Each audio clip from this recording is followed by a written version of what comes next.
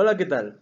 Los alumnos del grupo 2.1 del Colegio de Bachilleres del Estado de Querétaro presentaremos el video sobre el proceso industrial de la gasolina y su contaminación.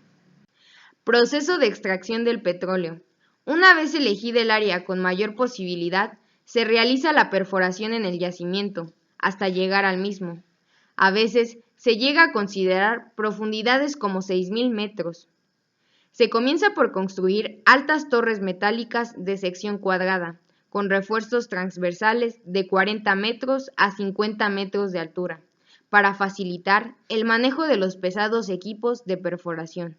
Y el subsuelo se taladra con un trepano que cumple un doble movimiento, avance y rotación. Si la presión de los fluidos es suficiente, forzará la salida natural del petróleo a través del pozo que se conecta mediante una red de oleoductos hacia su tratamiento primario, donde se deshidrata y estabiliza, eliminando los compuestos más volátiles. Derrames. Los derrames de petróleo ocurren por un manejo rutinario negligente, por accidentes y por atentados, aunque los segundos tienen mayor impacto por su magnitud. Los primeros constituyen una fuente de contaminación permanente. El impacto de los derrames de petróleo varían de acuerdo al tipo de crudo transportado, el tamaño del derrame, las condiciones climáticas al momento del derrame y de los ecosistemas aledaños. Cuando la contaminación llega al agua, los componentes más pesados tienden a hundirse en los sedimentos, provocando una contaminación constante del agua y afectando a la fauna acuática y fundamentalmente a los organismos que viven en el fondo de los ríos y los lagos. Las zonas de baja energía son también propensas a la concentración de contaminantes. Los componentes del petróleo pueden entrar en la cadena alimenticia. Los componentes más livianos o volátiles se evaporan y son depositados en otras partes por la lluvia. El petróleo quemado es igualmente una fuente de contaminación que se transporta en el aire y se deposita con las lluvias. Un río afectado por un derrame de crudo pierde toda su capacidad de sostener flora y fauna acuática. Muchas de las sustancias que contiene el crudo se depositan en los sedimentos y son difíciles de degradar y fácilmente bioacumulables. Se calcula que metales pesados, como el vanadio, pueden permanecer en los sedimentos de los ríos por lo menos 10 años. Luego del derrame de petróleo, se altera la composición de las poblaciones de peces, pues desaparecen las especies sensibles a la contaminación y se seleccionan las especies más resistentes.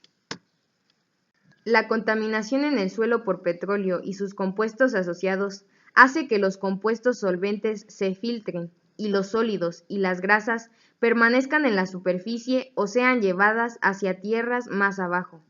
La contaminación de suelo provoca la destrucción de los microorganismos del suelo, produciéndose un desequilibrio ecológico general. Cuando suceden derrames en el mar, existe un promedio de recuperación del crudo, cuando las condiciones de limpieza son óptimas de 10 a 15%, por lo que estos tienen generalmente efectos a largo plazo, ya que el crudo permanece en los sedimentos, constituyendo una fuente continua de contaminación. Tratamientos. Estos tratamientos se realizan en el mismo pozo, antes de distribuir el crudo a los centros de refino. Eliminación de sólidos. Se lleva a cabo mediante sedimentación en tanques. Debido a la presión de extracción, el crudo puede arrastrar sólidos inorgánicos procedentes de las rocas circundantes. Estabilización. Consiste en la eliminación de gases. Los gases disueltos en el crudo originan grandes presiones de vapor que aumentan el riesgo de explosión en el transporte. La estabilización se lleva a cabo mediante destilaciones sencillas, donde se separan los compuestos con menor punto de ebullición. Desemulsión. Consiste en separar el agua contenida en el crudo mediante filtración o centrifugación. El agua se combina con la materia orgánica a través de los compuestos polares de azufre, oxígeno y nitrógeno, que son solubles en el agua. Desalado. Consiste en eliminar las sales inorgánicas asociadas al material orgánico. Estas sales proceden del agua salada que acompaña al crudo en el yacimiento y son muy perjudiciales en los procesos refineros. Para eliminarlas se hace un lavado con vapor de agua, donde la sal queda disuelta. El petróleo crudo. El crudo está formado por una mezcla de sustancias que son tóxicas para el medio ambiente.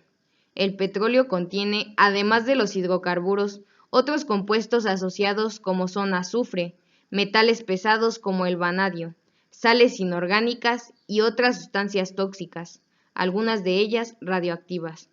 Toxicidad del crudo.